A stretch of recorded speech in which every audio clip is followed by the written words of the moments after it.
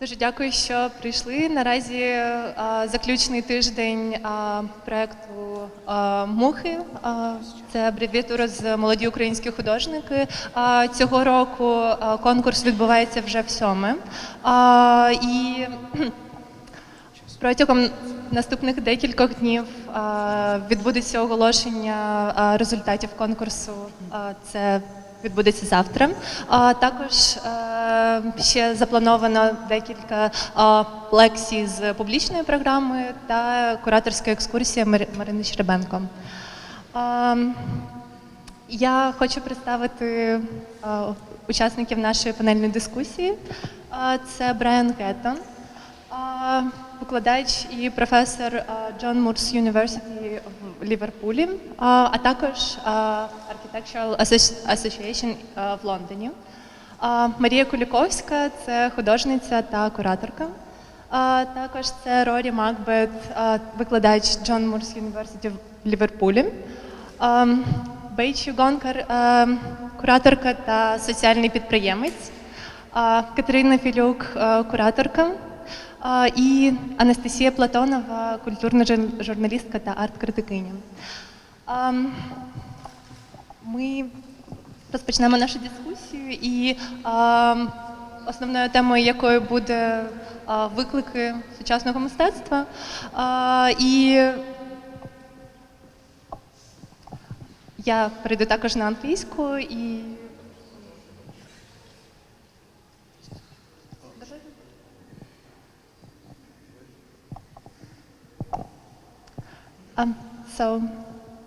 we were discussing a lot that most of the works in this exhibition is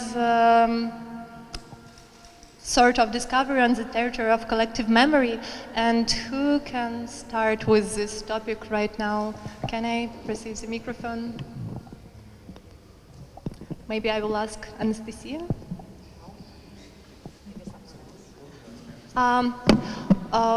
What we were just discussing that most of the projects are the studies on territory of collective memories and national narratives. And can you develop this idea and talk to the...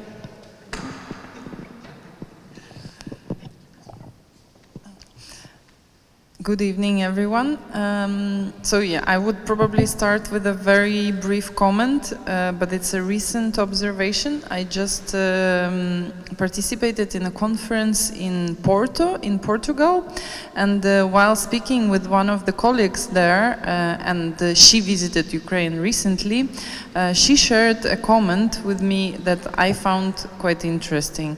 She said that she was actually surprised in a very good way that in Ukraine there are so many young people engaged in research and archiving of certain historical events and phenomena, be it Soviet mosaics or Soviet modernism or different practices, artistic and non-artistic.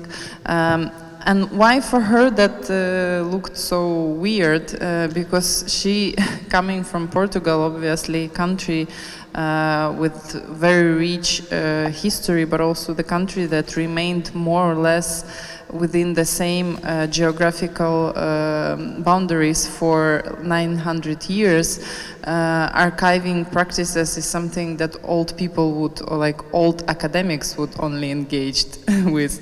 While in Ukraine, it's something trendy, something fresh, interesting, something that many people would like to do or do.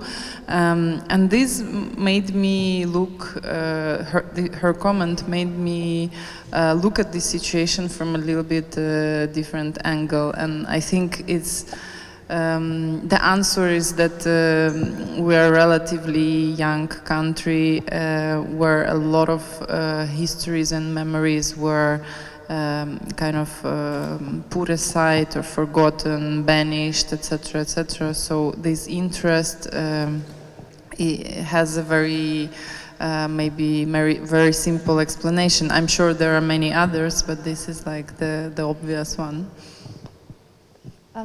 You just mentioned that most of artists do some research practice. Can it be highlighted as a tendency or some sort of possible way to do artistic practice today? Okay, shall I? Good evening, everyone. I think I'm completely agree with what Katya has just mentioned about. I think Ukraine today is in the middle of the process of rethinking and reinventing our brand new identity. Because of the events happened for the last 5 to 6 years, and because of many other reasons. And as Katya has just mentioned before, we are pretty new, in some senses, pretty new territory for many processes are held in here now. So I think all these researchers of who we are, what our past was, of this blind and blank pages of our history, for example, of what are the new artistic practices and so on, of what is our brand new national and social and personal identity probably could be. Probably it is like it's a process of self-understanding as well as a process of artistic research as well. So probably it's one of the reasons why it's so popular now. Okay, I would like to pass the word to your colleagues from London. Maybe you can add something about, finding young Ukrainian artists trying to find own voice in a world environment. I think what was really striking about, I mean, obviously there's a lot of work here that's quite that's political, either directly political or political in terms of it trying to kind of deal with the personal as a political issue, and those things seem to be dealt with in a really interesting way, because you mentioned research earlier and how looking at the past becomes and sort of making sense of the past in some way pushes forward. But I think what's interesting about what's happened with that is that it's not just pointing out things that are problematic in the past, in the recent or longer past, but there seems to be a lot of really interesting positions of how to go forward with that, and I think that's what's been so striking about the way that that's been done.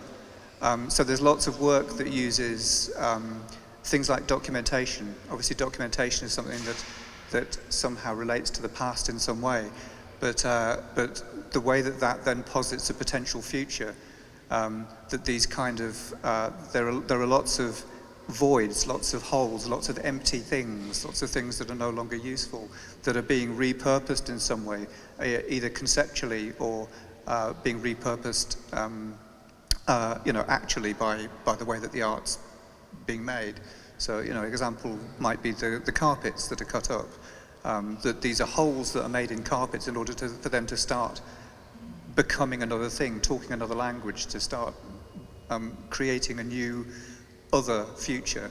So there are really, really interesting ways that lots of different people have done that, either through formal documentation, whether it's film or photography, that all of these things don't just use film and photography to deal with the past. They seem to position a really interesting way forward, which is super refreshing and really exciting to see. I think, good evening everyone.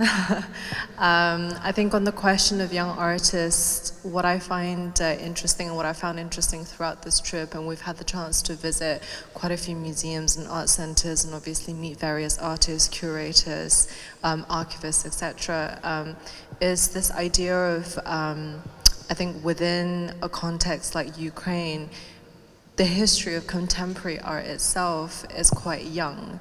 And it reminds me of sort of the development of contemporary art, say, in places like China, in my home country of Tibet. I think there is there is a certain level of poignancy and a certain level of trying to grasp a huge historical context, but within a fairly narrow, sort of span of the development of contemporary art. And I think young artists that I meet in London and in Europe face very different challenges to artists working within these contexts, but then also very similar ones as well, in terms of just, establishing your career, finding the right support system and infrastructure. I think from what I've witnessed here, it feels to me very comparable, to the context that I'm aware of in places like China, where I think because of the short span of the development of contemporary art in general, you have artists that are maybe few and far between who are known internationally, and there is a very kind of like intense and I think vibrant scene within the context of the country that's not recognized abroad. And I think that's a real shame, and it would be really interesting to see that lid be open and to see sort of an international reaction to, I think, the immense talent that I've witnessed here. Thank you. I wanted also to ask Maria, as an artist who worked both in Ukraine and in European context, maybe you can add about your experience in working in different environment. I'm not very present in Ukraine, not because I've been chosen not being present.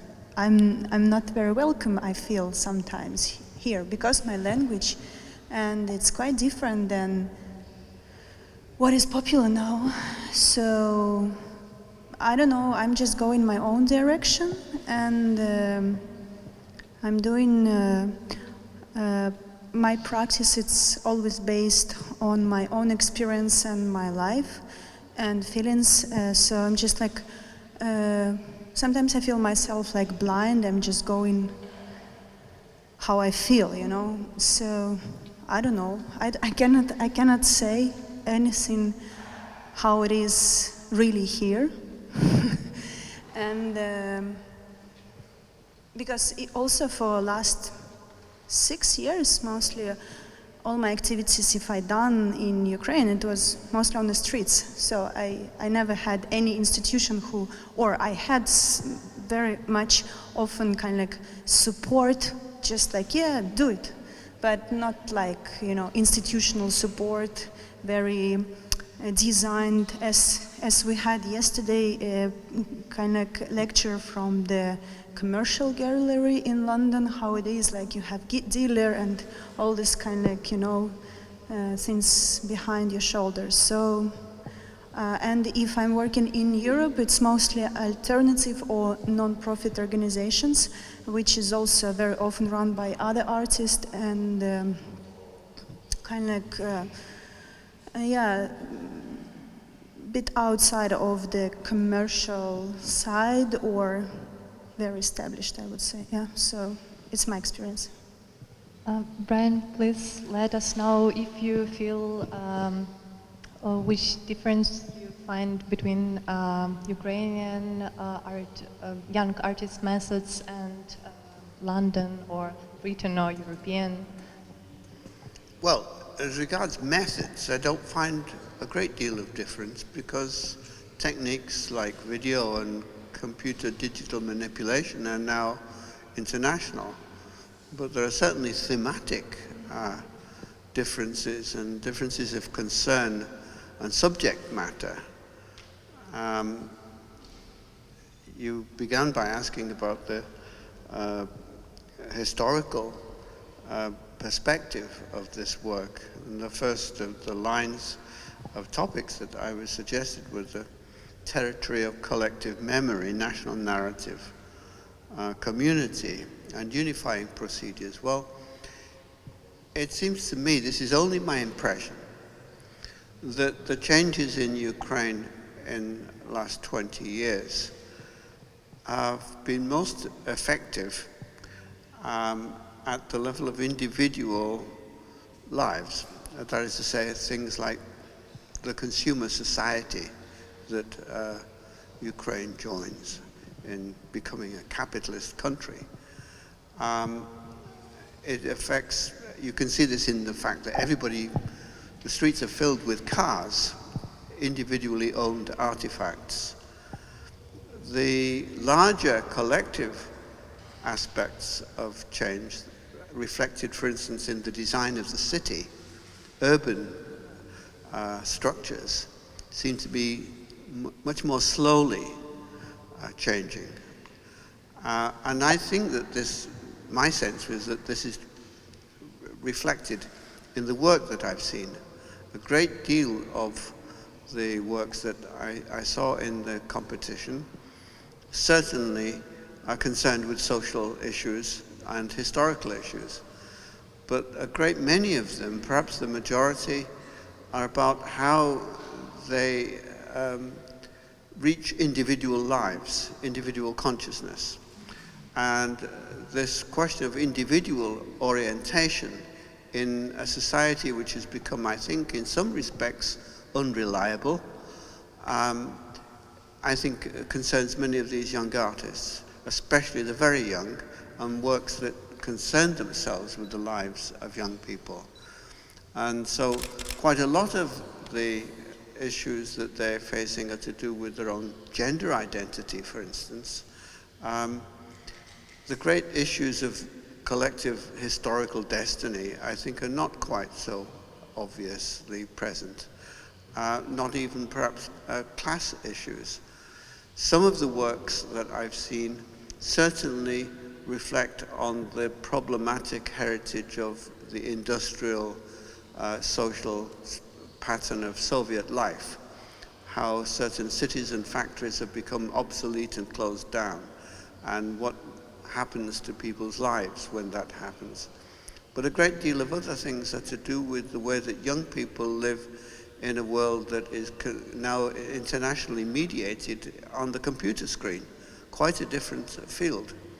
And so there are layers of concerns, some of them going back into the past and some of them going sideways into the contemporary world.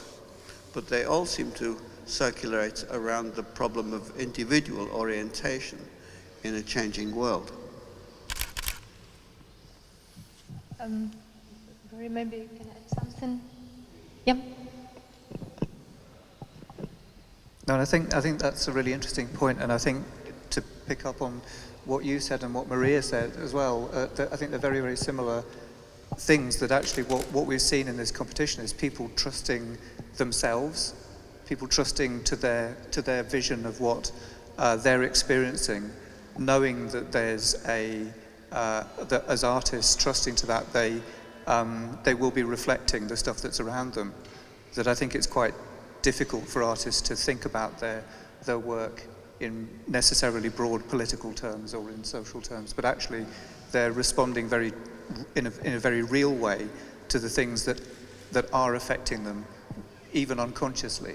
And you know, that trust is what has made all of the pieces of work that we've been looking at so varied and so true, and has allowed them to have a kind of political voice. That idea of the personal being political, you know, has never been truer than, you know, with the work that we've been looking at here. It's really, been really breathtaking to see that. We also noticed that some of the artists either use some objects from Soviet life, either Soviet aesthetics. What is your opinion to that tendency, if it is tendency? Maybe some of our Ukrainian experts can add something to that Soviet aesthetics.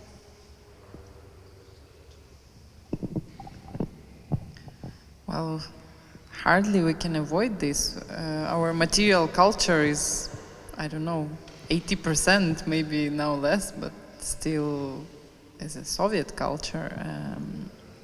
So I would say it's natural. I would probably wanted to address another thing that I've been reading yesterday, this article about the exhibition. And the journalist said something like, the art presented here is not radical enough. So I was wondering, what are the criteria and what are the standards for like the radical enough or not radical enough art? Because I think it is quite radical still in Ukraine to talk about non-binary gender identity. It is quite radical to recite the story of a provincial museum. So this for me is a big question also as a curator, like what kind of works or what kind of topics, what kind of works I have to show in the exhibition, or what kind of topics artists have to address to be radical enough in Ukrainian context, which yeah, to use this word again, the context itself is pretty radical. Настя, can you please add something? I think I agree with what Katya just said, in the sense we are pretty much surrounded with Soviet aesthetics, with Soviet traditions, with Soviet past, with Soviet patterns of, in many senses. And in the same time, if, as Katya has just mentioned about how art can be radical enough, yes, if to transform this like this issue to young Ukrainian art, I would say that Ukrainian art works in general with in very radical and in very turbulent like environment. Yes, we are now rethinking our Soviet past and our Soviet Soviet time history and Soviet aesthetics as well. I would say it's just a part of normal process now. But in the same time, I see in Ukraine, not in Ukraine not it's specific, but in Ukraine in general, I see that the trend to stigmatize all Soviet and all Soviet era and all Soviet aesthetics. For example, the process of decommunization shows how it works pretty much. So Soviet era, Soviet period, and Soviet art is a part of our past, but.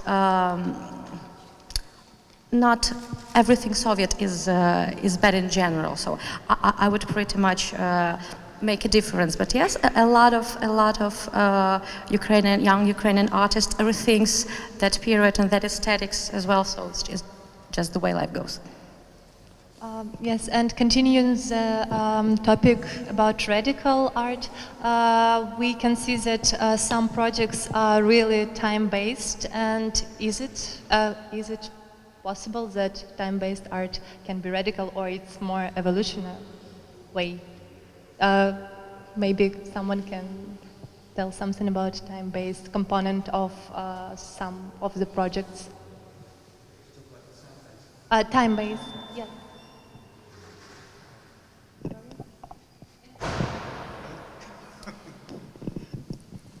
I mean, so you're talking about time-based works and radicality. Yeah, yeah. Isn't it opposition to radicality, no? Potentially. I mean, I think that idea of radical is an interesting one, because it's what might be radical here may not be radical in South America, or that obviously the context is going to be incredibly important to it. So I think thinking about radicalness and its as a generalized thing for its own sake isn't particularly useful. But I think what we've got going on here is that there are some pieces of work that are interesting in terms of the way that they might use time. We can describe them as radical or not. I'm not sure how useful that is, but I think that it's that certainly there's lots of work that, as I was talking before about documentation, whether it's using sort of Soviet imagery or Soviet artifacts, or whether it's finding stuff in archives, or whether it's using photographs or film. That all of these things talk about time in an interesting way. We also had a performance which I think only a few people witnessed. That I wasn't here when the performance happened and it wasn't documented. I think that talks about time in an interesting way. That idea of erasure, of there not being the information that you would expect to have or want to have. You know, this is about a place about display, and then to deliberately not display something is maybe, you could see as a radical gesture, as something that, but then it talks a lot about recent history. It talks a lot about, you know, the way that, about what people's personal experiences might be, as well as historical experiences. So I think that the way that time is being used, both through representation and non-representation, has been really interesting to see. That people have approached that in such a wide range of kind of approaches, whether they're printing with bits of food, which is a strange form of documentation, or whether and that food and that disappearance of that food, the imprint of that food, and the fact that it's talking about a particular period where there wasn't food around, and talking about now when there's more than enough. Those kinds of, that interplay between the present and the past, and the way that we understand, or maybe can ignore where we are now and have to think about it through looking at the past, becomes really meaningful. And I think that some of those time, you know, I always see time-based things as much broader than something like film, which is why that performance, or the lack of the presence of that performance, I find so interesting. You know, that's why I find artifacts, found objects that are used in work so interesting as well, because it also does that. There's a weird disconnect in time there. Thank you. Maria, yeah, I just wanted to ask you to add something from your practice. And yeah, I would like to question if art, or like personally artist and art, what he, she doing, can be too much radical. Because sometimes it can be, the artist can be blamed very often that, no, it's she or he is too much radical. And then after some time, and again, context, we are talking, it can be not enough radical, or it can be over 50 years when people, after like something happened, would understand and get to this place. So I think, of course, sometimes it is, and also like it can just disappear. Like this moment it was very radical, and then tomorrow it was not radical. You know, people change their mind, and but it's also again about personality, how that person will live with this radicality after, because it affects also everyday life.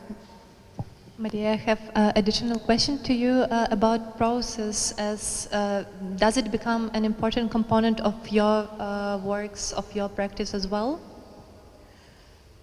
Of course, it based on the process. Like, is it possible to tell that you are also time-based artist? I don't identify myself like time-based artist. I'm just doing quite a lot of work, heavy work, behind the kind of like final result.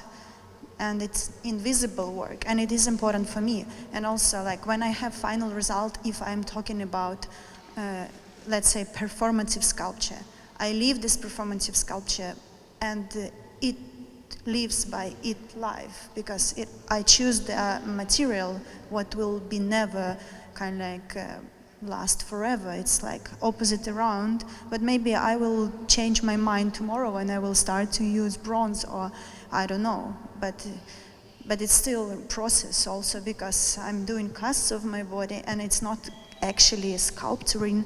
And if we are talking about actions and performances, it's a lot of preparation, but then it may be 5 minutes action, you know, and then also who will say that, okay, this part of this performance was good and not good. I don't have documentation, really proper documentation of my actions and performances. Mostly what I have on my homepage, it is from internet.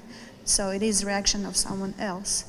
And yeah, I cannot say from inside if it's enough radical or not, but the opinion of others can affect my work and my life. Beichью?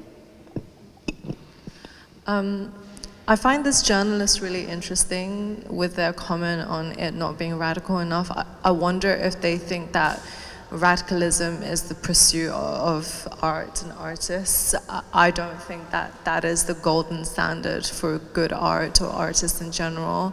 I think radicalism is very contextual, and actually I work with a lot of artists who come from areas that are affected by conflict, and for them not to address the conflict within such a politicized environment is in itself a very radical act. But if you take that to London, you know, it becomes completely unradical. And so, I think that's a curious question in itself. I think the artist's role is to ask questions, and questions can disturb, because I think when you're comfortable in the status quo, when you're comfortable in a rhythm and a routine and a pattern, it can be disturbing to be questioned. I think, that in itself is radical enough. So I'm not really sure what the framework is here exactly that this journalist was trying to pursue. And, the idea of time is also interesting, not just from a philosophical point of view, that it is a construct that we all obey by. We pretend that time is linear, and therefore it is. People look back and people look forwards, and maybe by studying a linear timeline, you can place them with a time stamp. But I think actually, historically as well, if you look at events, if you look at the movements of, humanity in general, it seems to be circular. So works that were perhaps radical 50 years ago become radical again 50 years later, or works that were relevant or irrelevant 100 years ago suddenly become relevant a century later. And so I think, in that way, thinking about time is a very interesting thing. Something that could feel very dated in London could feel very fresh and present in, say, I don't know, Kenya, because time progression in one part of the world works differently to time progression in another part of the world. And I think for me, what's been really interesting with all of the projects that I've seen through this competition is there is a universality and there is a primal sort of emotional calling from all the works, whether if you understand the Ukrainian context or not, whether if you have personally had a history that is relevant to these artists or not. I think there is and for me, that's what art is supposed to do, right? Some part of it calls to you, and I think that's irrelevant of time in general. So we also discussed that some of the artists are critiqued towards their own medium. Maybe some of you are ready with this idea, with developing this idea on the examples of maybe some of the works here. Critique to own medium.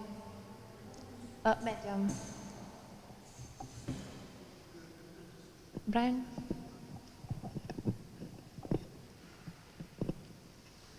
I mean, this is really continuing the theme about time-based. I have a rather strange view here. I think all work is time-based in the sense that there is an expected or an imagined or a hoped for time of the work and for the work. A monument has a time which may stretch for centuries, and it's made of a very hard, solid material which will take centuries to decay. But it's still time-based. On the other hand, we're surrounded by images that flash by in seconds. One of the very striking features of public space in Kiev at present is the thousands of advertising images. I was coming down the avenue in the car today, and there was a monument of some fellow on a horse, some hero. And it was absurd because he was shouting to an army, but the army was simply advertisements. buy this, buy that, buy the other. And next week, those products and services and offers will be different. Somewhere between this constant changing, unreliable situation and the lost idea of the monument is the operating field of contemporary art in terms of time. And what is striking is that some artists who work with time are finding ways to try to slow duration down, so that although there's a motion or a passage of activity in the image, actually your attention goes slowly back towards something more like a timeless image. And what is interesting is that some artists are able to combine a variety of different time rates. So you might do a performance that is only a few minutes, but at the same time maybe do a sculpture that could decay in a few weeks or months if it was a soft material, or last for many years in a hard material. A great many artists are working with digital manipulation, whose metabolism seems to be in milliseconds, continuous changing and mutation. And this flux seems to be the condition that many of these young artists are dealing with. They haven't forgotten the old long time, slow viewing, but they're swimming in a flood of short time messages and media. And for the competition, and for us trying to judge it, it makes an incredible challenge, because it's not like we're all just looking at paintings or sculptures made out of marble. There's a huge variety of media and techniques, and each technique seems to possibly lend itself to some new intuition, some new insight on the life and times we're living in. But these techniques are still unfolding. They're not standing still. So if being responsible for medium you choose is the main issue of today, possible way of being an artist? Well, I suppose I could imagine that an ideal situation for an artist who really kind of hits the button is somehow to find the form of the medium, the form of your practice within a medium that you choose, which corresponds to the subjects and the symbols that you want to render. Maybe. Okay. There is also another tendency that many of artists, including those artists who are participants of MUHI this year, that they'll either live abroad or participate in residencies or study. What can you tell about this? And if it's possible to see Ukrainian artists in global context, can you please tell us something about that?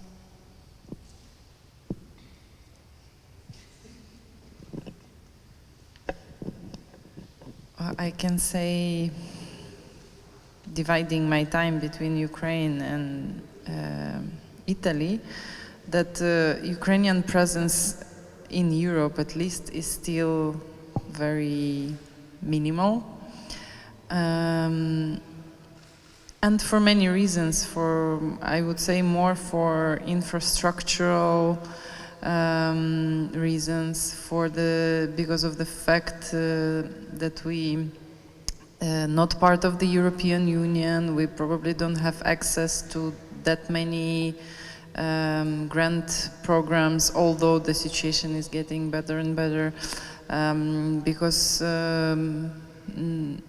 not that many people go abroad to study. Again, this situation improves. But I also want to maybe to make a step back and to think for a moment about the phenomenon of national art, because I think it's very questionable one.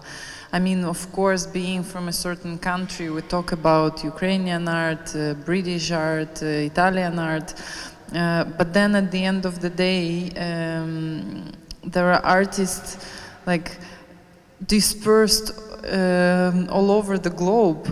They may be from the Netherlands, but they live in China and they do research in Norway, and then, you know, so their work is rather focused on a certain in certain locality, but for, I would say, very arbitrary reasons, because they won a prize there, they went on a residency, they teach somewhere, I don't know, their partner is from somewhere and they moved there.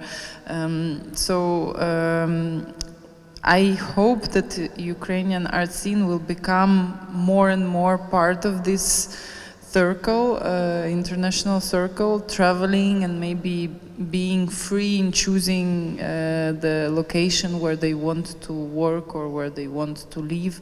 And then I would say that maybe this will resolve a little bit this tension between like Ukrainian and non-Ukrainian, and you know, that even the fact that we're discussing this question maybe in a couple of years is not going to be relevant anymore, like, because the situation is going to change.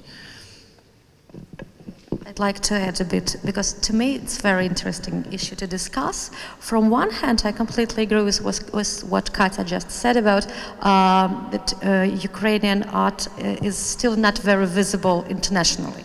From the other hand, I should admit that Ukrainian artists now work more internationally. Ukrainian artists are having their practice in Europe internationally, going to residences, and so on and so on. So we should conclude here that being Ukrainian artist living or working abroad is just one thing, and visibility of Ukrainian art in general on international artistic scene is a bit another one. And that's the trick to me, because if we're talking about the individual practice of studying, of working or living abroad, on the individual level for Ukrainian artists, curators, researchers, critics, I would say we have such an examples. For example, some part of the participants of this year МУХі contest are living or studying abroad for the moment. In the same time, I would completely agree that Ukrainian artists still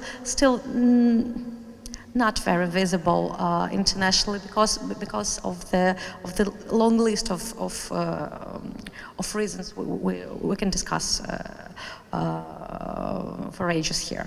So to me, I see the good tendencies in the sense Ukrainian artists, curators, and researchers are traveling more and more, have more and more international connections within institutions and professionals on artistic scene and so on. I think we should just keep moving forward to make Ukrainian art more visible internationally. But another very interesting question to discuss is this issue of national arts. What is Ukrainian art, or Belarusian art, or Italian art, and so on and so on.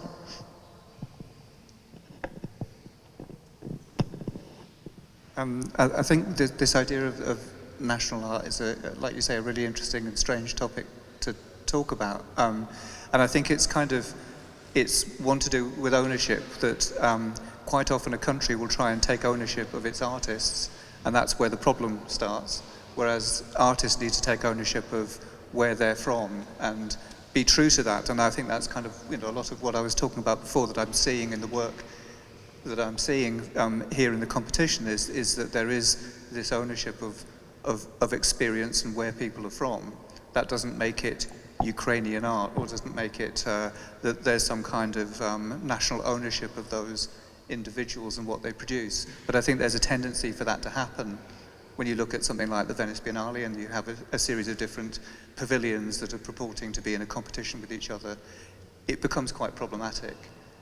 Even the idea of a competition is quite problematic. You know, for me, sort of, you know, being appointed as a judge in a situation like this is very weird, and a problem in its own right. And in a way, the highlight for me has been being able to see the, I don't know, how was it, 150 people who put forward work, seeing all of that stuff and seeing the richness and the kind of the honesty and the truth in the way that people were approaching that, and the ownership of those practices. For me, that was, you know, the crowning glory of this thing. Really, is just seeing all of that stuff. You know, it's really, I think that idea of competition and that idea of nationality kind of go hand in hand, in a weird way sometimes. So, yeah, it's an odd one.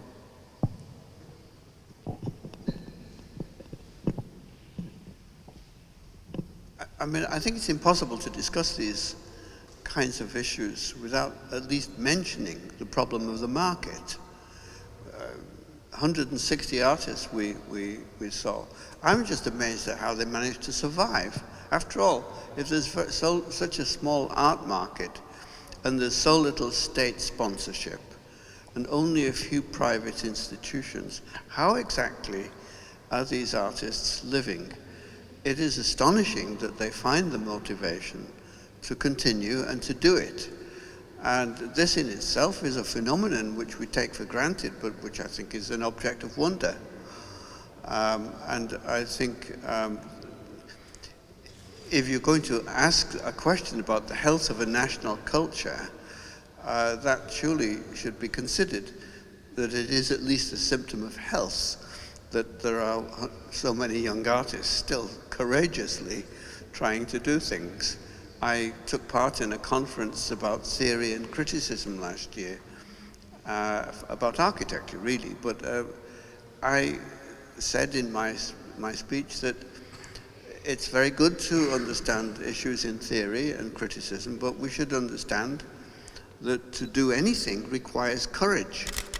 And I think that one philosopher who I've only recently realized how much emphasis he placed on this was Ludwig Wittgenstein, not exactly a philosopher I'd associated with the idea of courage, but there is an existential courage involved in this work, which is quite remarkable because there's so little institutional support for it. Beychью, as a director of Art Represent, who support artists in commercial way as well, can you add something, please? About international presence, you mean? Yeah, and a commercial part of this. Yeah, I mean, I think representation is, you know, for me is really the central issue rather than a categorization of national art or nationality in general.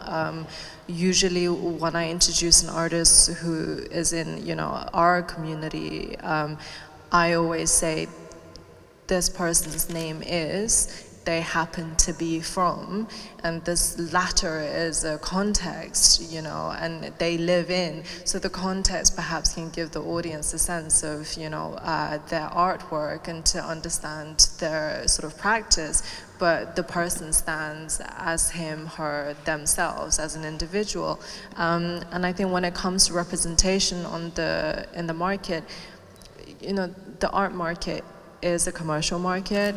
There is a reason why being recognized in Europe and in the US gives such status to artists, is because all of the major art fairs mostly take place in the US and in Europe.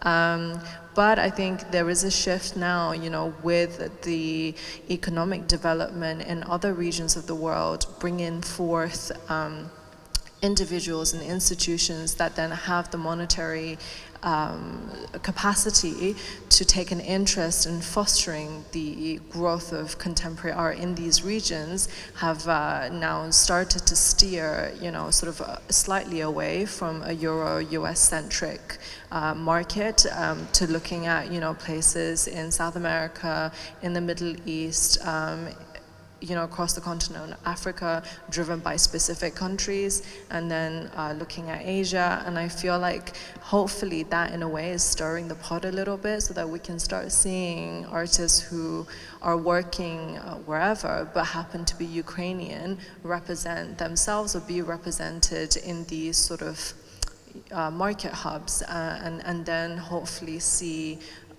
you know, a more sort of diverse plethora of voices who happen to be Ukrainian. Maybe anyone from the audience have any other questions?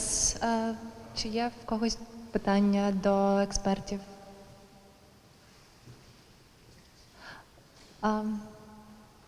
Shall we conclude somehow our today's panel discussion, and maybe I will ask for final word about our conclusions today.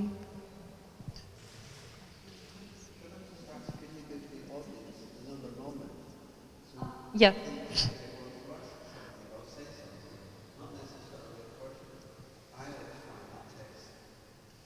Окей.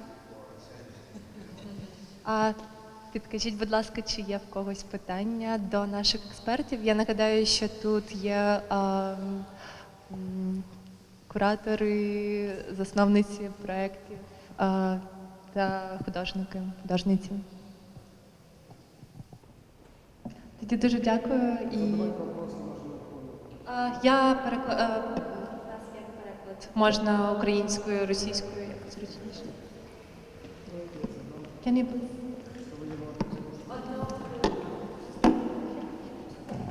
Я, может быть, еще раз, Константин Дарлев, журналист Creative Coach, я просто еще раз, может, повторю ваш вопрос. Вы очень много раз спрашивали, какой из художников конкретно заинтересовал кураторов, но ни разу не прозвучало ни одной фамилии. То есть речь шла все время или о Лондоне, или о Китае, или об Америке, или о контексте, но ни одной фамилии не прозвучало. Это вообще как бы тенденция такая, воспринимать всех скопом?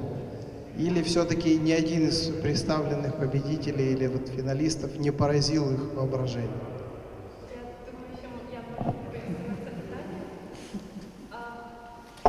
Завтра відбудеться церемонія нагородження і буде оголошено переможця конкурсу.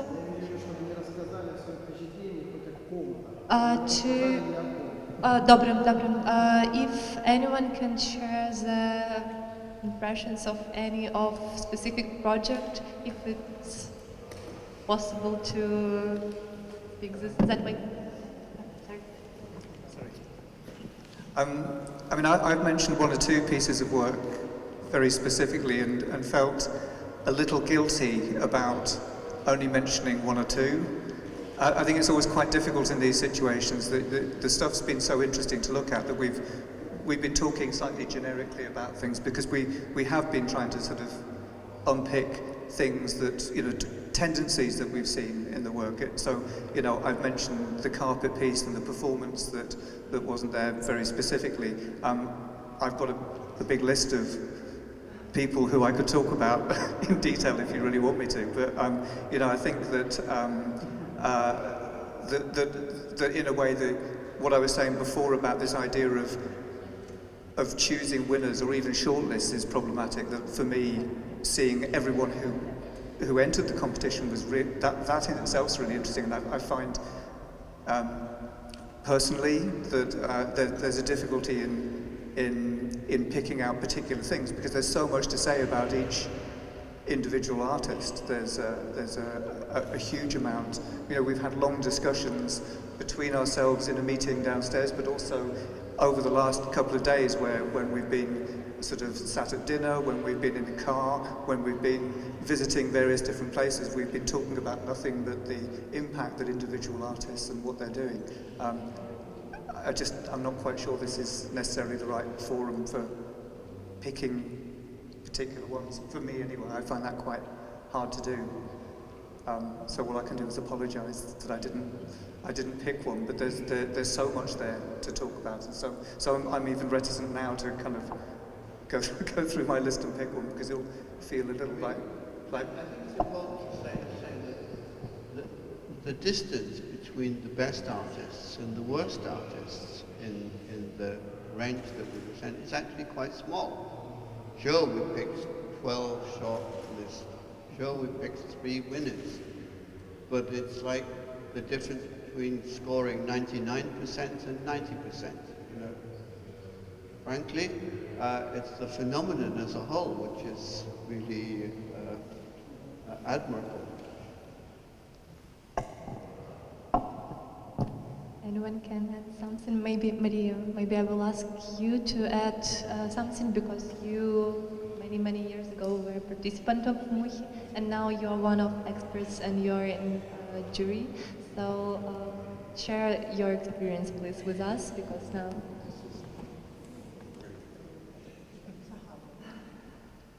На украинском можно говорить? Okay. Oh, okay, I will say in English.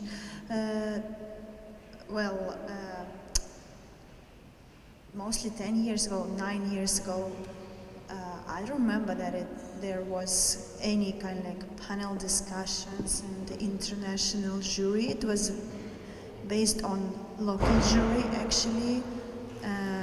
So even this is kind of huge difference already. And also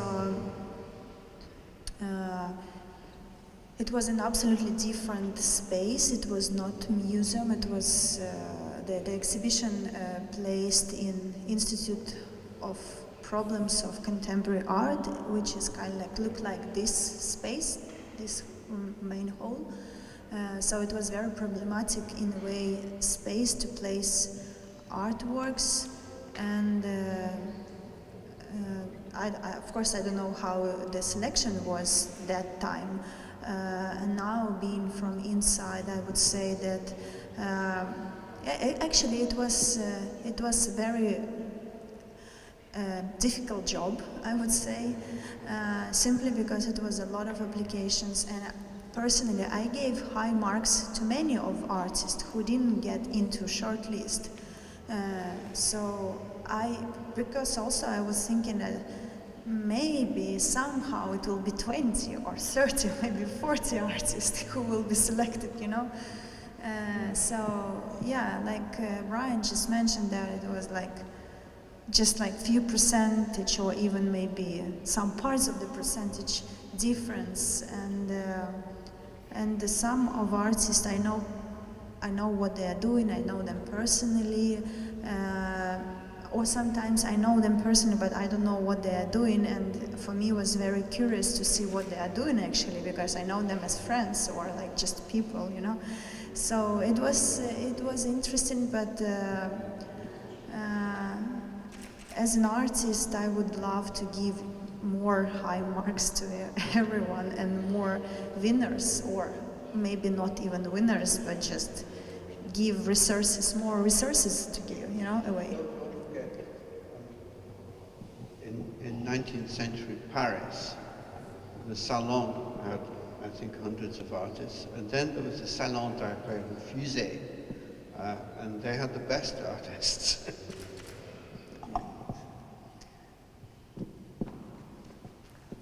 Thank you so much. Any other questions? Oh, Brian, you've been right. You are our oracle. Thank you for this wonderful talk. It was quite interesting. My question is addressed to foreign colleagues. Was it difficult for you to understand the context of Ukrainian art? I mean, does Ukrainian art speak clearly about itself?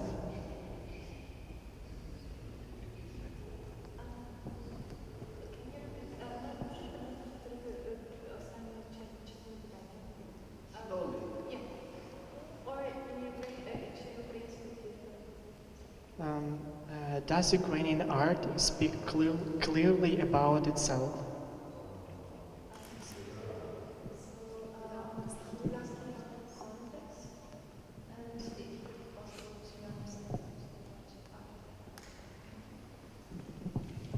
Дякую.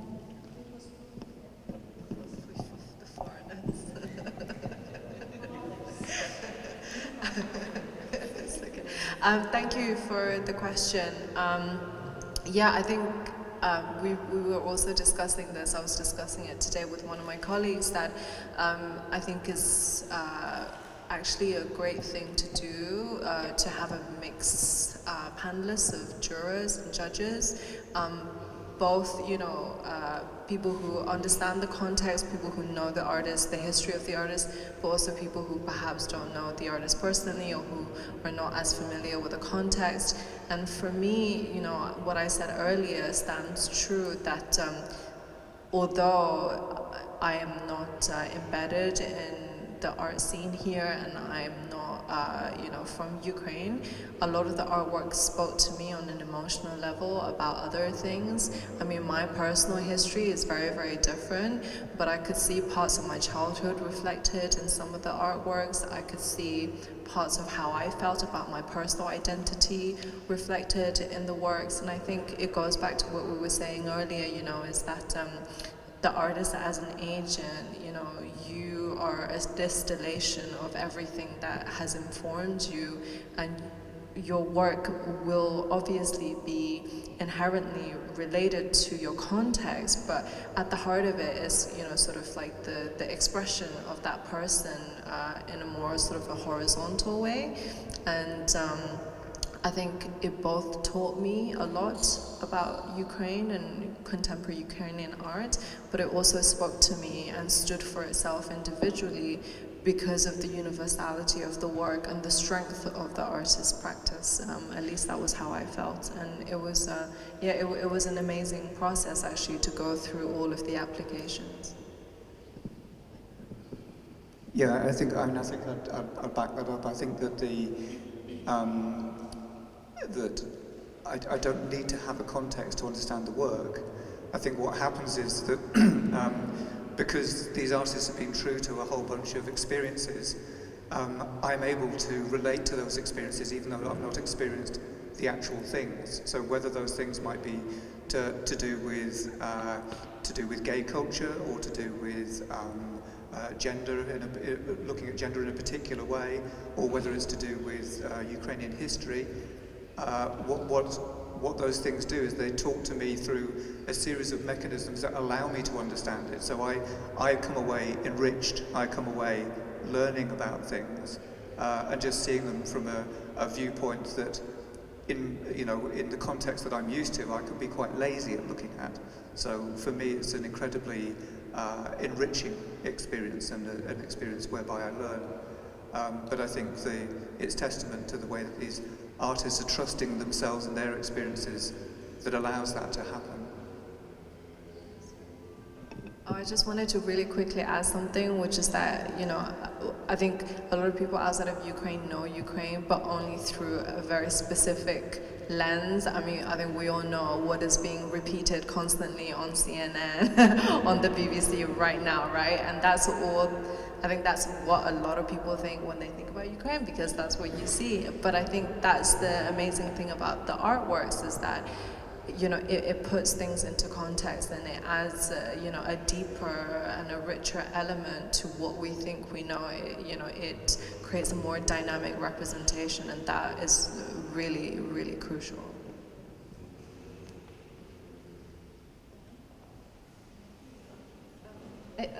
Може ще в когось є додаткові питання? Дуже дякую. Тоді thank you so much for sharing your experience with working with our competition, МУХі, and being experts and jury. Дуже дякую, що прийшли, і нагадую, що виставка працює до неділі, до 10 листопада. Thank you.